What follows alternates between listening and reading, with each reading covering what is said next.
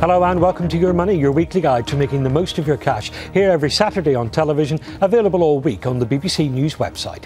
Thousands of homeowners are about to be clobbered with bigger mortgage bills. We've got the details, plus news on new help for people trying to buy their first home. 3 years since the Bank of England slashed its interest rate to 0.5%, it's cost savers billions of pounds in lost interest. They tell us, time to put those rates back up again. And packaged bank accounts, critics say they're a waste of money. Are the banks now starting to unbundle them? We'll look at some new deals for your current account.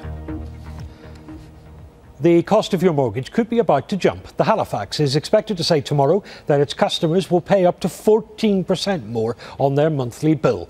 RBS, which owns NatWest, has already put up interest rates on 2 of its products. It says that reflects the higher cost of borrowing the money that it then lends to us. Well, Melanie Bien is a mortgage and housing market specialist. Welcome to Your Money. This rise in mortgage costs, it hasn't been confirmed by the Halifax yet, but it is widely expected. Do we know why it's considering it? Well, borrowers will be bemused because, as you've said, interest rates are at their lowest and have been for 3 years, and there's been no movement there. But the cost of borrowing to lenders in the money markets, that has gone up a bit. And this is what Halifax is saying, and RBS indeed, and other lenders are saying this is why we now need to put this standard variable rate up. So it's more than just the Halifax. It is an industry-wide issue, this. And it's a fairly steep increase for some customers. The rise could be as much as 14%. It is. I mean, to be fair to them, it is bringing them more into line with some other lenders. You know, for example, Santander is at 4.24% their SVR, and this will bring Halifax's to just under 4%. So, you know, it is bringing them into line with other lenders. But if you're in that position, you're on with the standard variable rate, that is a big jump in monthly payments. And not all of those people will be able to remortgage. And at a time when money is tight. Absolutely. OK, Melanie, thank you. Stay with us because there's also new help for people who are struggling to buy their first or indeed a new home. The government's New Buy scheme will enable people to buy a newly built property with just a fraction of the deposit that they'd normally need. Melanie, just looking at this scheme, you still need savings for this. You can't turn up without a penny and get it. No. You need a 5% deposit, and then you'll get a mortgage for 95% of the purchase price, and that basically will be backed by an indemnity guarantee scheme which we paid into by the developer and the government. So the house builders are engaged in this as well? Exactly. It's so that lenders don't have the risk, basically, of having to repossess a property and sell it for less than the mortgage is worth and then having a loss. So the only way they'll be able to offer these 95% deals is if there is this guarantee scheme in place. Did I read this is only available in England? Only in England, yes. On properties up to £500,000 and only 100,000 houses as well, or flats. So there is limits to the scheme. Who benefits from this? Who is it? Well, a more appropriate question, who is this meant to benefit? Well, it's meant to benefit the first-time buyer or indeed someone moving on up the ladder who only has a small deposit. But cynics have perhaps said that actually it's no surprise that the house builders are, prepared to offer this guarantee scheme because they're finding it very difficult to shift properties because lenders require, bigger mortgages and bigger deposits, and people don't have those deposits. So that might be why the developers are, in fact, keen to promote such a scheme. OK, Melanie, thank you very much. And we'll be talking to the boss of the house builder Persimmon on Show Me the Money here on this channel on Sunday night at 9:30. Now, speaking of what we pay in interest, it is 3 years since the Bank of England slashed its bank rate to 0.5% and then left it there. Now, that saved some people with a mortgage thousands of pounds, but it's meant years of misery for savers. And some of those savers now want borrowing costs to go back up again. Here's Catherine Burns. Once upon a time, not that long ago in fact, interest rates were seen as normal at around 5%, but they were cut to try to solve the financial crisis. Tonight at 10, unprecedented steps by the Bank of England to try to revive the British economy. Rates fell from over 5% to 10 times less than that, and it was unheard of. Now, though, it feels normal. Meet Amir Vali Mohammed and his son Fardeen. One wants rates to start to climb, the other thinks they should stay low. So this is the first property that we've owned, and all we've known is low interest rates at the level they are just now. So if they do start creeping up slowly to 3, 4, 5%, so yeah, it'd be devastating if it did go back to those levels. At the minute, his mortgage payments cost about £1,000 a month. But if rates ever climbed back up to, say, 5%, those payments would go up by £600 a time. So obviously he wants rates to stay low. His dad, on the other hand, couldn't agree less. I've got savings, reasonable amount of savings, which are not getting me the interest rate, or rather the interest income as I would have desired. They are very low. I would very much like them to go up, because we are at that stage of life where my wife and myself are going to retire in a few years' time. So we've brought a financial advisor to predict what's going to happen to those rates. Hello, David Braithwaite. Welcome. Thank you. Come in. My opinion is that probably for the next 12 months they'll remain static, and then we'll probably start to see some very slow increases, probably about 0.25% here and there.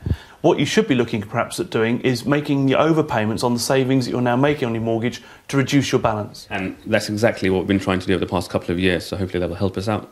OK, very good. And what you need to be looking at some point as well is perhaps fixing it. And to get a 5-year fixed rate at the moment, you're looking at just below 4%. 4% is probably nearly double what I'm currently paying. That's still a little bit high for me, but it just depends on how quickly and how high interest rates go to make that a viable option, actually. On the other hand, we've got Amir, who is looking to boost his savings rates. What can he do right now? Yeah, not so good for savers, unfortunately. If you have got money in ISAs, shop around now, especially on the lead up to the end of the tax year, because there's going to get more and more competitive as the time goes on. Definitely, but at the moment, I think the way interest rates are, I need them to go up very much. So we're not going to get father and son to agree here, are we? No way. Definitely not. Yeah, no, I think so. Oh well, at least they can make up over a cuppa. Catherine Burns, BBC News. What time is Mum finishing work today? Well, let's take a quick look at some of the money pages in the newspapers, starting with the Times and its checklist on how to be a perfect borrower if you want the best mortgage deal. Here's a hint: have a massive deposit. The Independent looks at those 3 years of low interest rates. It says that the time has never been better to overpay on your mortgage and to keep interest rates costs down.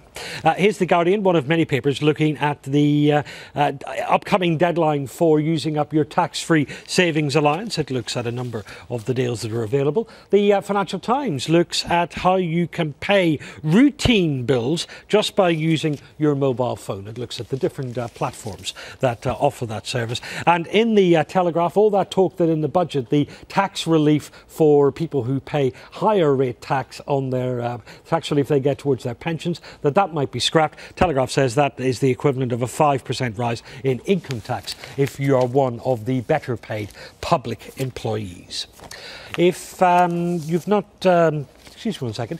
If you've not used your tax-free savings allowance for this year, time is running out. The tax year ends on the 5th of April, so you have to open your new ISA account before then. Now, that's also the deadline if you want to switch any money that you've already saved in an old ISA account to a new bank or building society that's offering a better deal. Metro Bank has lashed out at its rivals this week for offering generous teaser rates, which they then withdraw quickly. It says savers should review their ISAs at least once a year to check they're still on a competitive rate.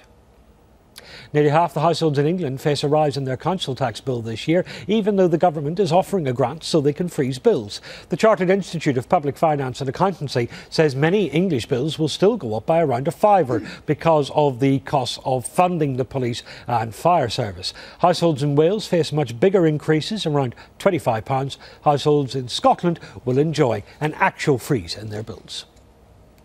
Package bank accounts. Those are the current accounts that charge us a fee every month in return for discounts on things like insurance. The banks love them because they're a nice little earner. Critics say they're a waste of money charging us for rubbish that we don't use. The financial watchdog says the banks must do more to make sure customers actually qualify for the benefits they offer. Well, now one of the big banks is offering a current account that gives you cash back when you pay your household bills, and it's thought to be the first of its kind. However, like all those other packaged accounts, it will still charge a monthly fee. Well, David Crowe is director of the financial website The Motley Fool. Welcome to Your Money. This account is from Santander. It offers cash back. I've not seen another one offer anything like that. What do you make of it? Well, I think as far as the banks are concerned, what they're trying to do is to soften people up to start paying for current accounts. And this is just another step. You have to remember that banks are just huge marketing organizations. They are very, very good at marketing their services. And when they have a look at the package bank account market, they know that there are 50 million current account holders out there. Only 17% of those people have package bank accounts. So it means that there's 83% market there for Santander to grab at. So this is a softening up exercise. Most definitely. This isn't them looking at their customers and thinking, what can we do to really please our customers and make their lives so much easier? That's not the agenda at all. Well, if they wanted to please their customers, they would just pay them a decent rate of interest on their current account. So what they're doing here is they're coming up with this new account that when you look at it, it becomes very, very complicated. I mean, you get 3% on cashback on your mobile phone bills, you get 2% on your utility bills, 1% on your water and your rates, and then on the other hand, they pay you 1% on balances over £1,000. I mean, it's almost like going into a fast food restaurant and trying to work out which is the best option for your meal. And they rely on that complexity to then sell it to us as a great deal, and customers for whom it's not a great deal don't realise. Well, the thing is, you don't realise, and this is the beauty of it, that what they can do afterwards is to start mixing and matching all of these various offers further down the line, so that you suddenly don't even realise when some of those options have been taken out from you. These package bank accounts, you know, they are widely criticised by consumer groups as being a waste of money. Well, they should be criticised, because, I mean, this particular market at the moment is worth somewhere between £1 and, say, £4 billion. And the total market is probably worth as much as £25 billion. Now, as far as the banks are concerned, what they're trying to do is to recoup what they lost in terms of payment protection insurance. It hurt them when they paid back £2 billion last year, £4 billion this year, and another £2 billion. So they have to get back that £10 billion from somewhere, Declan. And this is how they'll do it. David Crowe from Motley Fool, thank you very much for joining us here on Your Money. And that is all from Your Money for this week. Our weekly programme about business and work, Show Me the Money, here at 9:30 on Sunday night. The big boss, as I said, is the man who runs the house builder Persimmon. He'll give his reaction to that plan to help more people buy a new home. And of course, if you can't watch it live, it's available all week on the BBC iPlayer.